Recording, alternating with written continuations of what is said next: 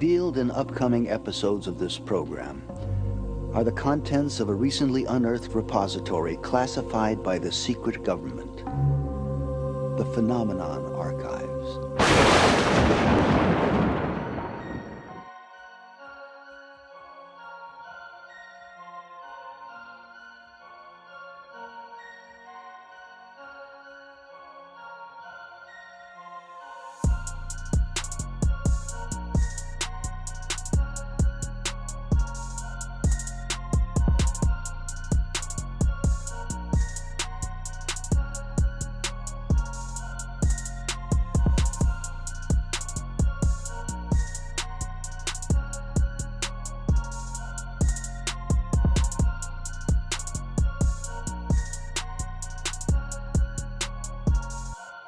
In the next 60 minutes, you may be shocked to discover that at least one man whose accomplishments touch each of our lives on a daily basis has been virtually forgotten.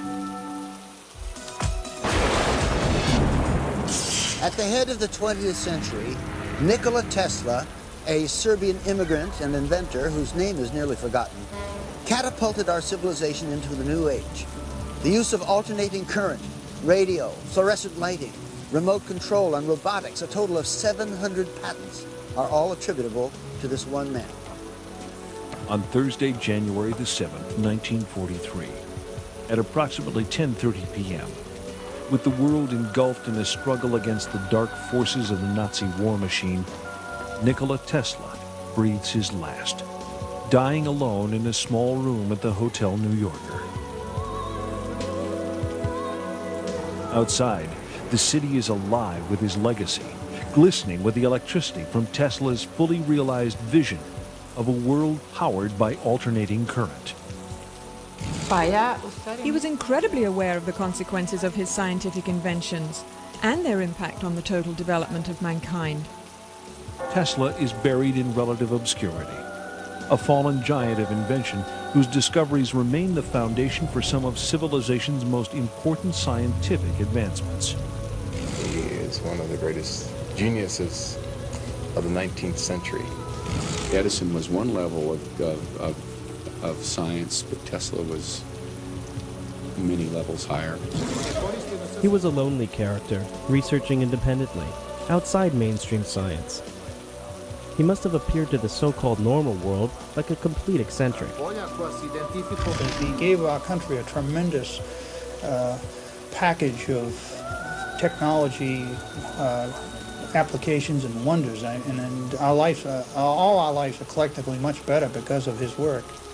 Why has this great man been so neglected by his fellow scientists and the public? Perhaps the answers lie more in the works never realized by Tesla than in his publicly acknowledged achievements.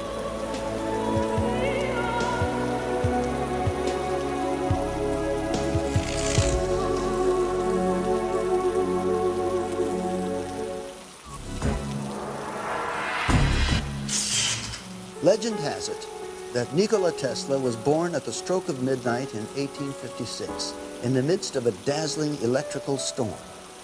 As a young man, his greatest aspiration was to harness the power of Niagara Falls. He achieved that dream, and in so doing, popularized alternating current. Now, already a half-century after his death, a mystery surrounds Tesla. His contributions, which were great and many, have descended into obscurity. Why? Nikola Tesla was a humanitarian, a U.S. patriot, and yes, an unbridled genius. Though he has most often been personified as the quintessential mad scientist, perhaps his only real misdeed was being born ahead of his time. Tesla, a Serb, grew up in a small village in Croatia, the son of a strict clergyman and a brilliant, inventive mother. With a photographic memory and the ability to learn 6 languages by the age of 18, Tesla soon assumes his path in life as a gifted inventor. He has an uncanny ability to visualize his inventions, to assemble, test, and disassemble them to exacting dimensions, all in his mind, either while awake or in his dreams. From the time he was an early child, Tesla had the capability to visualize something so intensely and so vividly that he simply couldn't tell the difference between that and a real object. In 1884, Nikola Tesla emigrates to the United States. Virtually penniless, he presents himself to Thomas Edison and is hired immediately. Okay, Tesla, consider yourself introduced. But when Tesla describes to Edison his intricate plans for alternating current and a polyphase motor system far more efficient than Edison's direct current system, Edison recognizes Tesla as a potentially dangerous competitor. You know, Edison just didn't want anybody to get ahead of him, even if he had a better system. And this is the way it is when you get aggressive people working. They will destroy each other. A prize is offered to anyone who can harness and transmit energy from Niagara Falls to Buffalo, New York. Edison does everything in his power to discredit alternating current and Tesla. Alternating current is a danger to human life. Start the generator.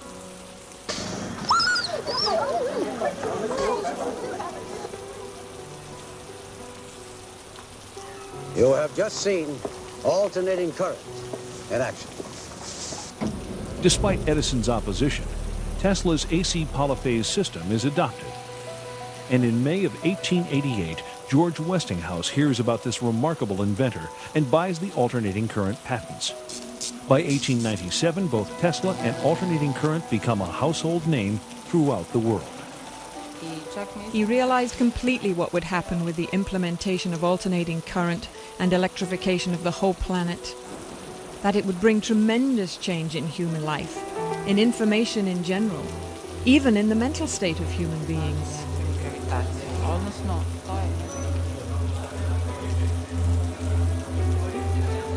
Despite his new notoriety, Tesla is a pure inventor, a great dreamer, and does not actively pursue the commercial exploitation of his ideas.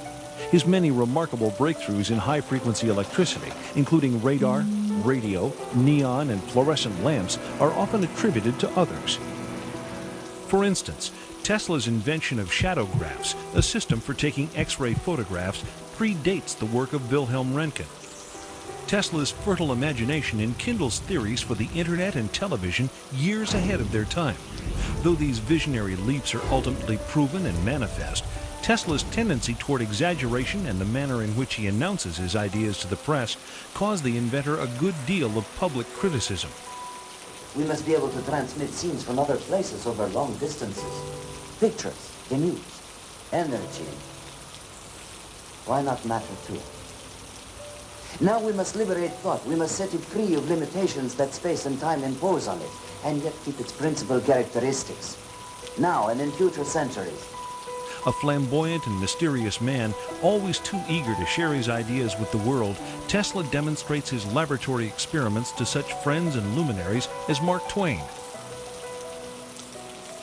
The man was socially capable of hobnobbing with the most elite people in the world at the time, Mark Twain, Westinghouse, J.P. Morgan, and from his acquaintances was able to finance some of the most spectacular experiments in history.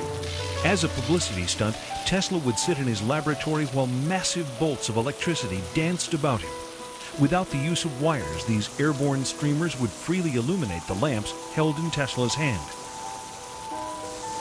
And Tesla was the first person to really show how to transmit wireless energy through the air to ignite electrical bulbs or electrical tubes. They were fluorescent tubes, which he had in the room.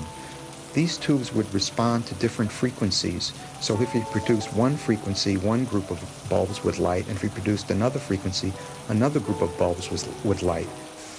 In 1898, while perfecting his patents for the invention of wireless radio transmission, Tesla's laboratory mysteriously burns to the ground. This fire destroys thousands of hours of work, setting the inventor back years and costing him personally over $1 million. Tesla is horrified by the extent of the damage, but his is a resilient spirit. For while the hardware lay in cinders, Tesla's remarkable mental abilities enabled him to begin the process of recreating his work. In 1899, Tesla moves to Colorado Springs to experiment with terrestrial and atmospheric waves. Out on the prairie, he pursues his passion for discovering sources of free energy, both above and below the surface of the Earth. While investigating a phenomenon known as the Schumann cavity, he develops his theories for tapping limitless sources of power that all people of the world may share. Surrounding the Earth, there's a cavity that resonates at about 8 cycles per second. And this cavity exists between the Earth we're standing on now and the bottom of the ionosphere, about a 60-kilometer gap. And this three-dimensional resonant cavity, in that cavity, you can transmit power, electromagnetic energy, at 8 hertz with almost no attenuation. The Schumann cavity is pumped or fueled at this time with megawatts of power from the lightning strokes that are occurring many times a second on a worldwide basis. It's rather like a child who's playing with a tetherball. Tesla was so creative, he envisioned using his power transmitter to spank the ball, put a great big ball of electricity, if by analogy, a pulse of electricity, in the ionosphere, and it would very weakly distribute itself all the way around the world. And when it came around the other side, just at the right moment, he would spank it again with another pulse of electricity, and he'd keep doing this until the accumulated energy was so great that it would be a resource to be pulled back out of the sky by a proper antenna. Tesla's idea was to be able to provide power equally to all people on Earth. At this time, there are 2 to 3 billion people on this planet that can't go home at night and turn on the lights. We can. The people that can are living in poverty. Tesla saw that there was a division between the have and the have-nots, and he was determined to make electrical power equally available to all people on this planet as a gift. Tesla develops the technology at Colorado Springs to produce astonishingly high voltages and currents. When the switch is thrown, ghostly sparks dance inside the lab, while on the copper ball atop the antenna, thick blue lightning crackles upward over 100 feet into the sky. Thunderclaps are heard over 15 miles away. It is one of the great inventor's crowning achievements, man-made lightning. At Colorado Springs, he had a 56 kilovolt ampere Westinghouse transformer that George Westinghouse gave to him, and it had various taps on it up to 55,000 volts. And through the amplification of this transformer into his magnifying transmitter, he's able to actually blowing up the Colorado Springs, some of the generators in the Colorado Springs plant at a distance of about 25 miles away. Originally, it was thought that he generated or used so much power from the utility company that it burned out a couple of their generators. Since then, there's been some conjecture that actually he was picking up more energy from the surrounding air at that high altitude, and it was feeding back into the generator, and you cannot feed electrical energy back into a generator, and that's what blew him out. And they wouldn't sell him any more power until he and his assistant went down and repaired the generators. Tesla determines that waves of energy in the Earth can be used to transmit power to any point on the globe. In laboratory tests, he successfully demonstrates the illumination of wireless lamps many miles from the laboratory. But his experiments also produce more ominous possibilities. Alpha waves in the human brain are between 6 and 8 hertz. The wave frequency of the Schumann cavity resonates between 6 and 8 hertz. All biological systems operate in the same frequency range. The human brain's alpha waves function in this range, and the electrical resonance of the Earth is between 6 and 8 hertz. Thus, our entire biological system, the brain and the Earth itself, work on the same frequencies. If we can control that resonant system electronically, we could directly control the entire mental system of humankind. Tesla, aware of the awesome power this aspect of his discovery might unleash, decides to keep it under wraps. With the success of the Colorado experiments, Tesla moves back to New York City. After courting several financial backers, he is introduced to J.P. Morgan, the infamous banker and international financier. Morgan is convinced by Tesla's promise that he can, quote, build a world broadcasting system that will earn millions. Inspired by the earlier works of genius attributed to Tesla, the business-savvy Morgan invests $150,000. Though he must concede 51% ownership in his radio patents to the fabulously wealthy industrialist, Tesla nevertheless proceeds with his construction of the legendary Wardenclyffe Tower in 1900. Wardenclyffe laboratories were built by Tesla to try to prove his dream, his radio transmission of power. First it started off, he told his backers it would be just voice communication, but his real dream was power. Soon thereafter, with Wardenclyffe in the midst of construction, Tesla receives a report that Guglielmo Marconi has successfully completed a trans-ocean radio transmission. Morgan threatens to pull out. Rather than admit defeat, Tesla expands on his original idea for Wardenclyffe, transforming it into the pilot project for his long-envisioned global power and communications system. Tesla promises Morgan that he can erect a system of towers that will pull down energy from the ionosphere, making it possible to transmit electricity throughout the world without wires. In short, free energy for everyone. Tesla was called a nut because Tesla also said that he could generate without any fuel, without any solar energy, without any wind power, he could generate electrical power, and he did do that. And that was something that the fuel companies didn't want to have happen. He was also able to broadcast electrical power through the air without any wires. And that project was stopped by J.P. Morgan when the commercial consequences became obvious. Seeing no way to make a profit from Tesla's free energy device and convinced Marconi would monopolize radio, Morgan backs off. Ironically, over 40 years later, the Supreme Court of the United States determines that Marconi copied his radio technology from patents already held by Tesla, and that it was Tesla who actually discovered wireless transmission. Some believe that the Wardenclyffe fiasco was about more than just money. They say Tesla himself scuttled the plant out of fear that in the wrong hands, the potential power generated by Wardenclyffe could bring lasting harm to the people and the planet. Although Morgan didn't finance the Wardenclyffe Tower at the end, it seems to me the project was not stopped because of money. Tesla stopped it when he realized his ideas might be co-opted and implemented solely for military purposes. That's probably the wisest decision a scientist can make. And Tesla reveals for the first time in an article published in the New York Times that Wardenclyffe could also be used as a weapon to take down airplanes. He managed to stop the catastrophe that would be attributed to him, because being able to free and target down 2 billion volts from the ionosphere is sufficient to burn any city on the planet. The effect is stronger than the atomic bomb. Did Tesla discover the ultimate means of destruction? The answer is still unresolved. By 1915, it is rumored that Tesla and Thomas Edison are each to receive the Nobel Prize, but these reports prove false. 2 years later, Tesla is awarded the Edison Medal by the American Institute of Electrical Engineers. But any credibility this might afford him is undone by Tesla's extravagant boasts that Wardenclyffe can be used to modify the weather. They tore the tower down during the war because the military thought that was there for spy purposes. Took at least 3 or 4 charges of dynamite. It was so well built, they almost couldn't demolish it.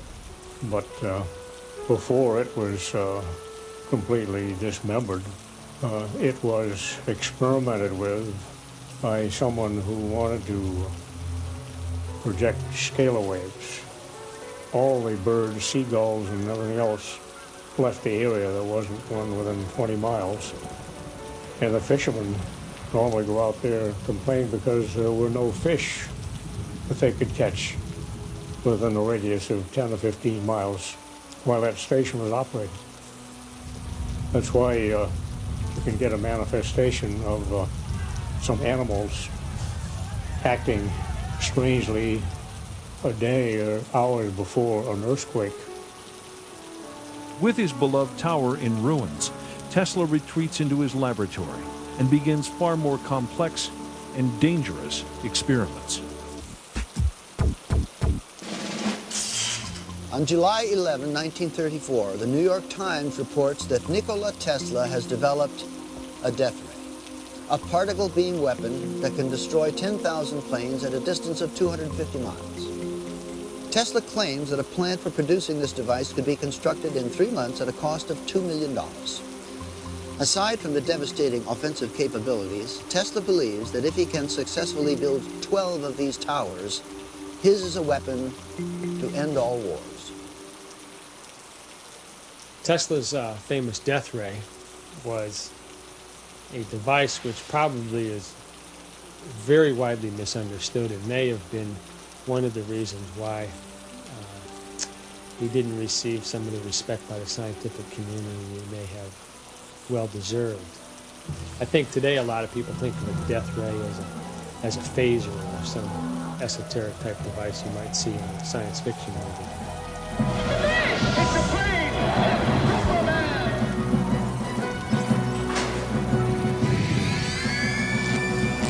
Tesla's claims terrify the public, but fascinate Hollywood. He is parodied in Superman cartoons as a mad scientist terrorizing New York with an electrothanasia death ray and an army of remote-controlled robots. Tesla's death ray was actually a particle beam weapon. A particle beam weapon which he had developed in the 30s. It was based on the principle of electrostatic acceleration of minute particles of charge, similar to work being done by the Department of Defense. The basic concept is that you take a particle, a micro projectile it's called, and through the use of high voltage, you accelerate it to great velocities. The velocity being very high, the particle doesn't have to be very big to do a lot of damage. If you get a stream of these things being accelerated and projected, it will do substantial damage. You'd be able to knock down a missile in space, for instance. With only 12 such plants strategically placed around the United States, Tesla claims his teleforce can be used to keep the United States safe from all foes. With the world on the verge of World War II, the United States government takes an active interest in the Tesla death ray. Because he was a patriot, he offered this system to the United States government. The United States government developed and worked and engineered this particle beam weapon beginning in the 40s. We don't know what the extent of the research was or where it went from there, but we do have declassified documents released under the Freedom of Information Act that demonstrate the U.S. government's extreme interest in Tesla's particle beam weapon. The New York Times states that Tesla's death ray, which can send concentrated beams of particles through the air and cause armies of millions to drop in their tracks, is the most important of Tesla's inventions.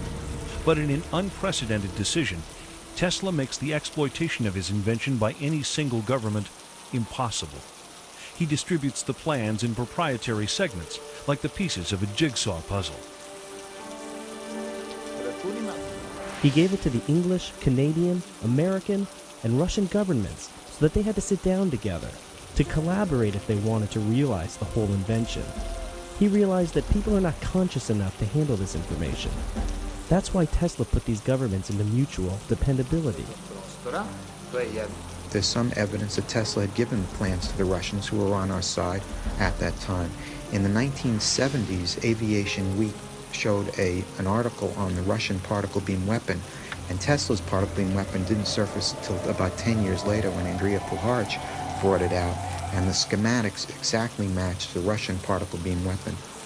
Head of U.S. Air Force Intelligence, Major General George Keegan, describes the Soviet system. And what comes out of the end of this little magnetic tube are pulsed proton beams, 100 billion electron volts, each at energy levels at 10 to the 10 joules. So that's just simply more energy than any man has ever conceived of in the United States. And then you have to bend that beam, and you have to burn it through the atmosphere, and you have to find an object to aim it at. Nikola Tesla sent a proposal to Russian scientists and engineers on May 16, 1935, concerning high voltage and the acceleration of charged particles. He received a list of follow-up questions from them in November of that year. Military scholars contend that the Soviets achieved a 100% Star Wars defense by 1968. We had learned through very sensitive sources that the Soviets in 1977 would test in space the most powerful laser in history, 10 times more powerful than any laser we have under development in the U.S. Finally, when I became Chief of Air Force Intelligence, my first act of office was to put out an order stating that this device and this development would be the #1 priority in Air Force intelligence. So we set up a meeting with 40 or 50 of the top nuclear scientists in the free world, from Edward Teller on down. And these scientists, for 6 years, under a $60 million secret project called Project Seesaw, had been trying to develop an electron beam to shoot down ICBMs, and they failed. And now, both in the White House and in the Department of Defense, there is an embarrassed silence as the technicians and scientists on both staffs, now having examined the massive body of research we did in the Air Force, suddenly realize that they may have misinformed the American public. Was President Ronald Reagan merely attempting to catch up with the Soviets in his development of the Strategic Defense Initiative? All we can do is make sure that technology becomes the ally and protector of peace, that we build better shields rather than sharper and more deadly swords. In so doing, maybe we can help to bring an end to the brutal legacy of modern warfare. As a result of America's delays in weaponry development, Tesla's discoveries are only now, nearly 100 years later, being adapted for both offensive and defensive purposes. The latest development? Space-based particle beam satellites. The paper which showed the technology to make the anti-war machine was eventually published in the Proceedings of the International Tesla Society. So it's in the public domain now, how to do it.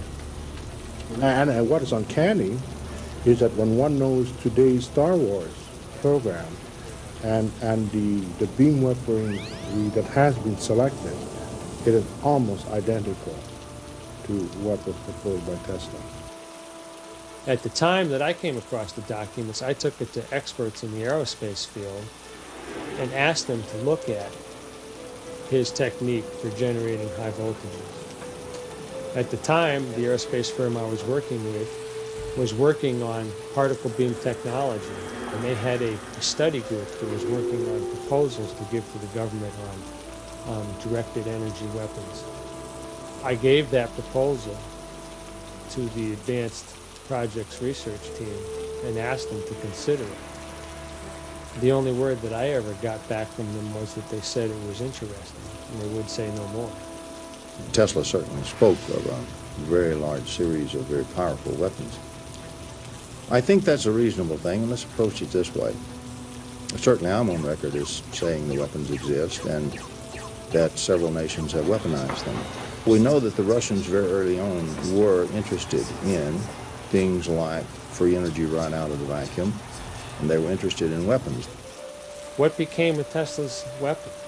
It's never been heard from since. It may be something that's in a closet somewhere. It may be something that's used. It may be in orbit. We don't know. There is no question today that the Soviet Union has these weapons. And if what I put together is correct, and I'm absolutely convinced it is, 3 other nations of the world also developed those weapons and resoundingly checked the Soviet Union. The other 3 are friendly to the United States, not hostile. And I think that played one great part in the fall of the Soviet Empire. 3 other nations today are indeed working on what I call the Tesla weapons, or really scalar electromagnetic weapons. And these nations are not really friendly to the U.S. at all. So it's a much more dangerous world that has emerged. In an article published November 3rd, 1998, Bill Gertz of the Washington Times writes, "The Chinese Army is building laser weapons and already possesses particle beam weapons capable of damaging sensors on space-based reconnaissance and intelligence systems. If the People's Liberation Army has beam weapons, what about the U.S. military? Under promise of anonymity, this Navy SEAL spoke about current capabilities.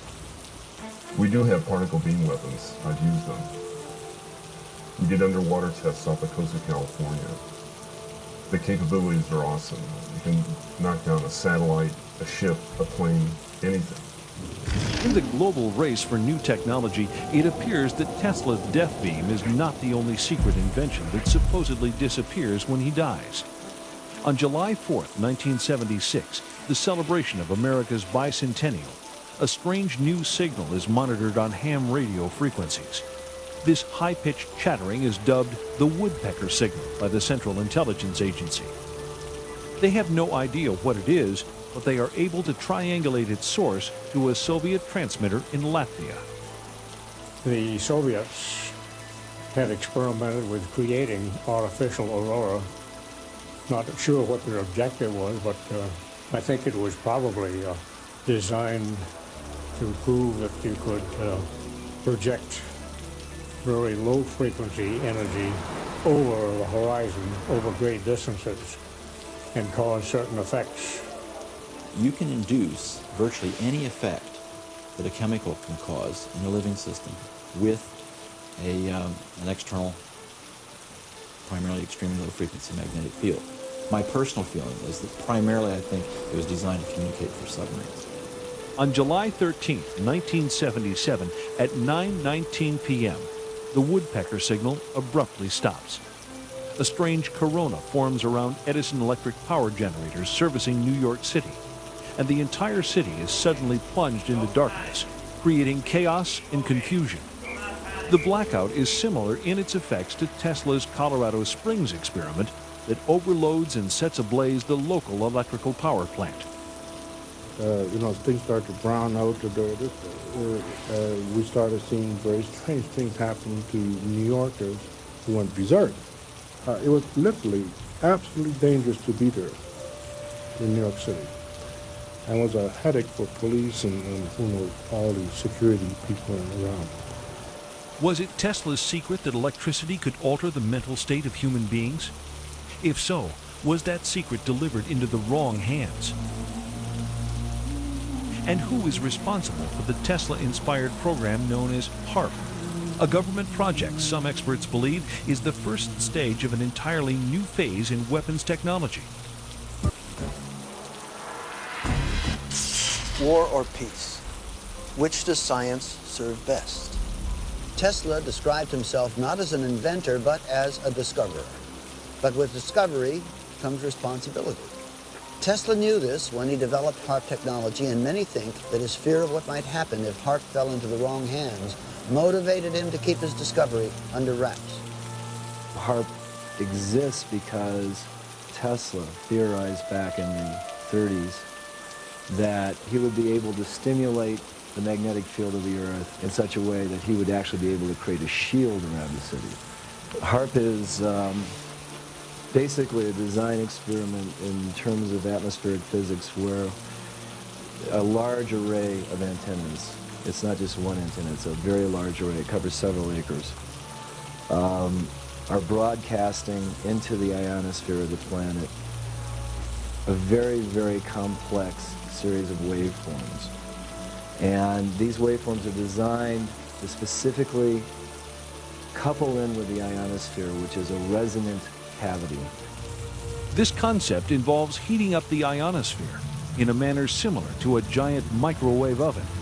That a small input, like a pulse of a certain number of watts in, can create a large output, because whether accidentally or intentionally, it's possible to tap into this sea of energy around us. It surrounds us and goes through our bodies and is everywhere throughout space. HARP's original designer conceives it as a shield for missile defense that can fry the circuitry of incoming bombs.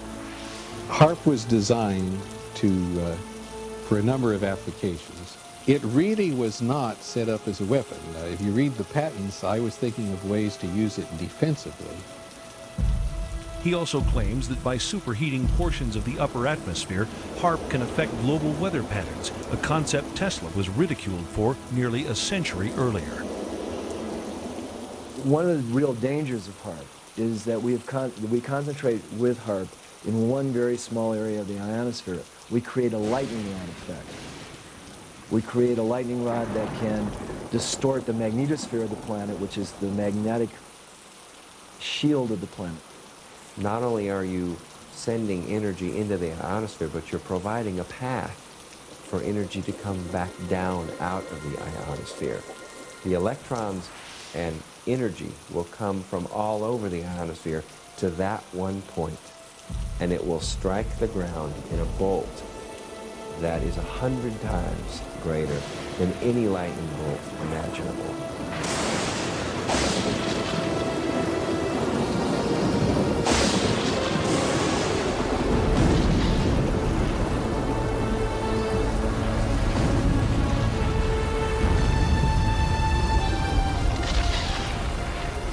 Kind of like 3 or 4 Mount St. Helens volcanoes going off each second.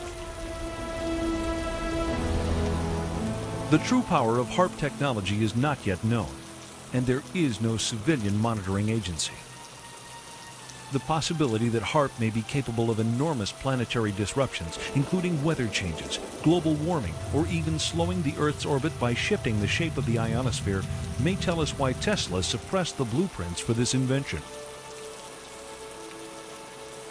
He stopped his power shield defense project in 1905 because he realized that such a resonant system of 5 towers around the globe could cause a tremendous destruction of humankind. Not long after, Tesla's money runs out. His main supporters either die or sever relations. As his anonymity increases, he continues with even more esoteric research. He was very much concerned with being able to utilize the phenomenon of resonance to do certain things, not the least of which was to destroy certain material. And that was evidenced later on by that experiment he did on Wall Street, where the new building, steel building, was going up, and he tried out one of his resonators, nothing more than a mechanical vibrator. It was battery operated, and set up a resonance in the steel beams to the point where it kept building up, like pushing a kid on a swing, you know, and keep pushing, and a little push will take it a lot further every time. And he almost brought the building down. It scared the people who were working on it. They thought they were having an earthquake. And they went down and called the police and everything else. Tesla got a little bit scared and picked up his equipment, put it in his pocket, and went home. He had one other unfortunate incident, which today we would laugh at, but was very serious at the time. He picked up radio signals from space. You know, we know today, of course, that planets radiate RF noise and so forth. But when he announced this, it just caused a sensation, and all the scientists said immediately, "What a kook! You know, what a idiot!" There were rumors you went to Colorado Springs in order to contact Mars. Is that true? I never intended to.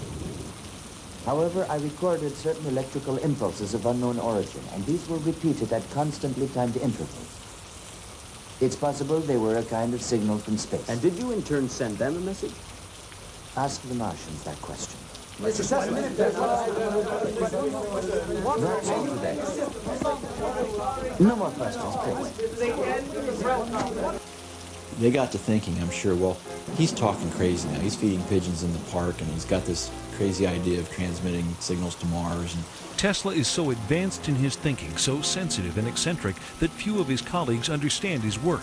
He is perceived as snobbish and overconfident. He was ostracized, I think, primarily because of his difference and because of his radical statements and because of his pronouncements of great systems. They didn't have the foggiest notion of what he was talking about. Nikola Tesla saw many of his inventions scrutinized, then adopted by the military. However, it becomes apparent that as a citizen of the planet, Tesla ultimately serves a much higher authority. He met Swami Vivekananda in New York City in the late 1890s. Swami Vivekananda was probably the first yogi to come to this country with Eastern philosophy and present it to the West.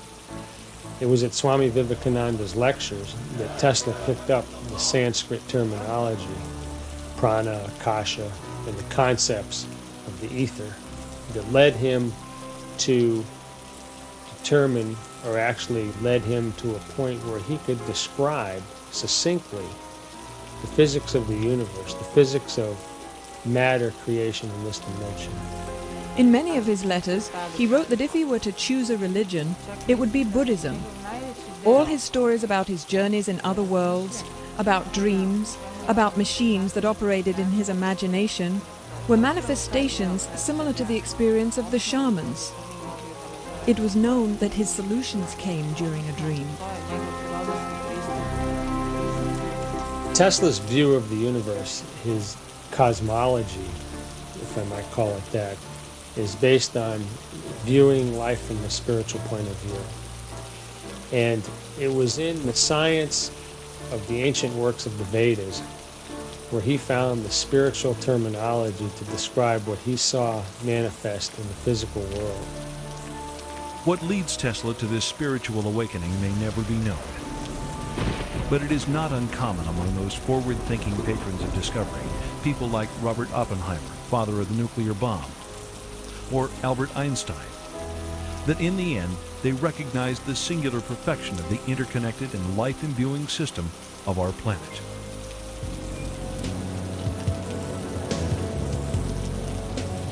He was trying to understand what the basics of energy and resonance were. What is the nature of the energy that's in the cosmos? What's the basic essence of the energies that come through nothingness to give us something? I think those were the questions that Tesla was intrigued with. When Tesla dies at the age of 87, his legacy of over 700 important patents slip into obscurity, forgotten by nearly everyone except the U.S. government. Tesla's possessions are sequestered in a government warehouse for 10 years following his death. Official reports confirm that the collection was microfilmed during this period. When contacted, however, no government agency revealed any information regarding these microfilms. After a decade, the government officially denies the existence of any secret weapons technologies included among the Tesla papers. Rumors nevertheless persist to this day. Whatever may have befallen Tesla's undeveloped discoveries, the inventions that remain contribute daily to our science, our medicine, and our environment. Perhaps this is what Tesla ultimately envisioned. Perhaps the missing secrets of Nikola Tesla are right where they belong.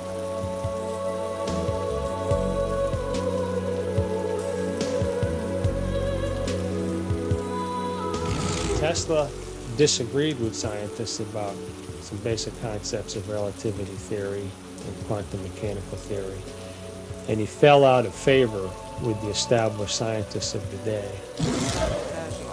Tesla was very knowledgeable about quantum mechanics and Einstein's theory of relativity. Both were developed during his lifetime. And he suspected that sooner or later, quantum mechanics and relativity theorists would enter into a crisis. And that's why he used to say, "The present time is theirs, but the future is mine." Sir Albert Einstein also said that once there's a bunch of little theories all over the world, that's a prelude to a major breakthrough in science and physics. I think that science today needs to take a new look at some of the theories of Tesla, because there is more to the universe than what we are looking at and what we are observing with our scientific instruments. We've reached a point in our conscious evolution of the species. We have the ability at our fingertips now to engineer and to manipulate space-time and gravity. We're on the threshold of a new technology. Nikola Tesla was the gatekeeper of lightning. Some of his ideas earned him a reputation as a fruitcake. Some permanently rocked the world of science. Still others changed our planet and our lives. The next time you plug in your cable TV, remember the man who made it all possible. You might also imagine a world with free, unlimited energy and a world without wires, because that's what we lost when we lost the lightning of Nikola Tesla. I'm Dean Stockwell, and these are the Phenomenon Archives. I got some dirty shit to pick up at the dry cleaner. I got a tidy bitch to pick up, I got ᵪ Selena. Shawty hop up in the whip, but I ain't never seen her. Shawty love the way I whip it in a two-seater.